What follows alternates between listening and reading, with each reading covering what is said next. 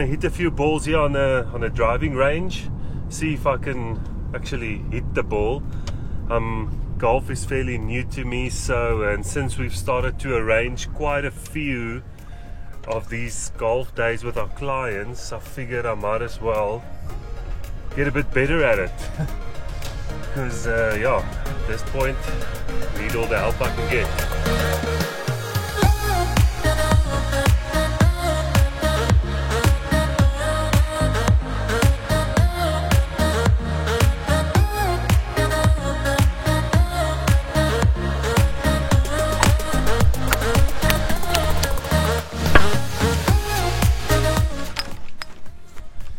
Goodbye, golfing range. Till the next time. But we are not here to talk about golf, are we?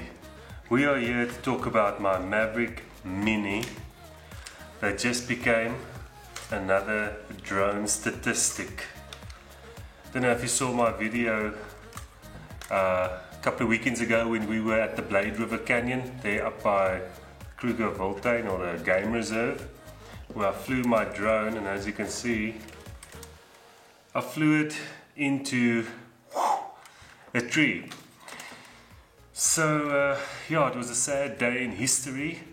At the time, funny thing happened. As I got back to the place we were staying, I couldn't look at the footage. I couldn't see the file from when the drone actually flew into the tree.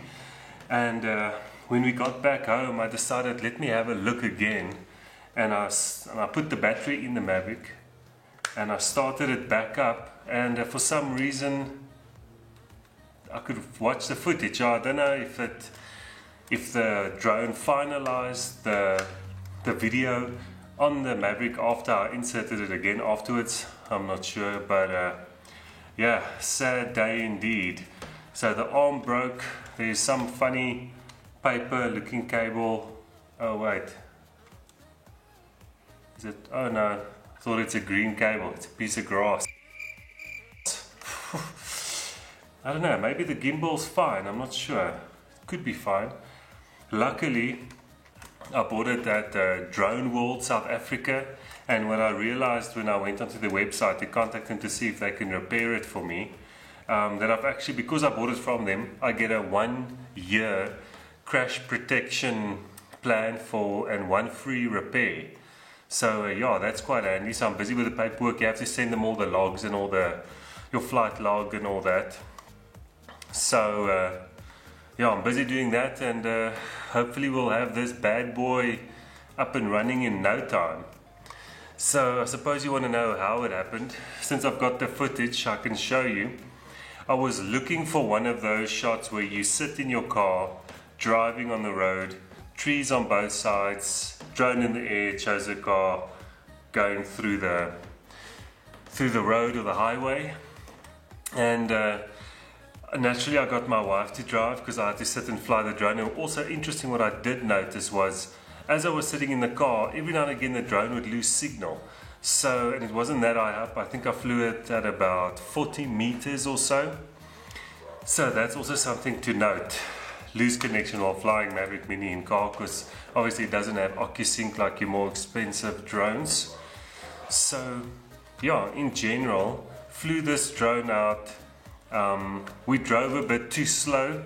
My mistake again, I had the drone in sport mode, thinking, you know, car gonna go fast, drone must go fast. So actually we pulled off too slowly, and I flew the drone way past out front of the car. And long story short, I said to my wife, well, now we just have to wait. Let me just bring the drone back and we'll go again. As you do when making films, you do things at least 10 times. So a clever flippin' idiot that I was, I reversed the drone back in sport mode. And for some reason, instead of just keeping it straight, I turned the drone slightly. So obviously it went sideways, and before I knew it, I just saw the screen went all like a washing machine. And that was the end of it, my friends. That was the end of it.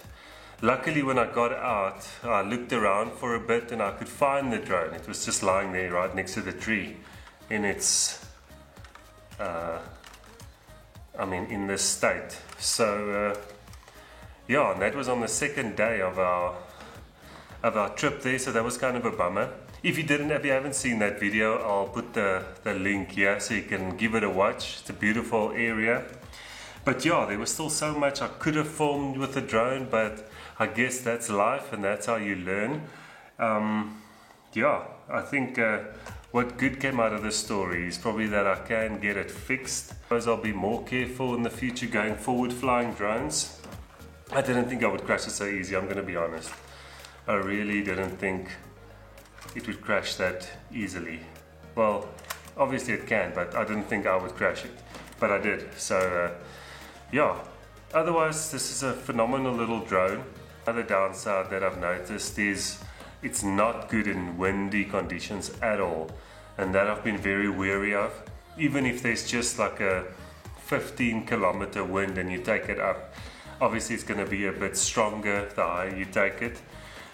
But yeah, wind warnings with this little bad boy comes often. And yeah, I don't think it's something to, what's the right word for it?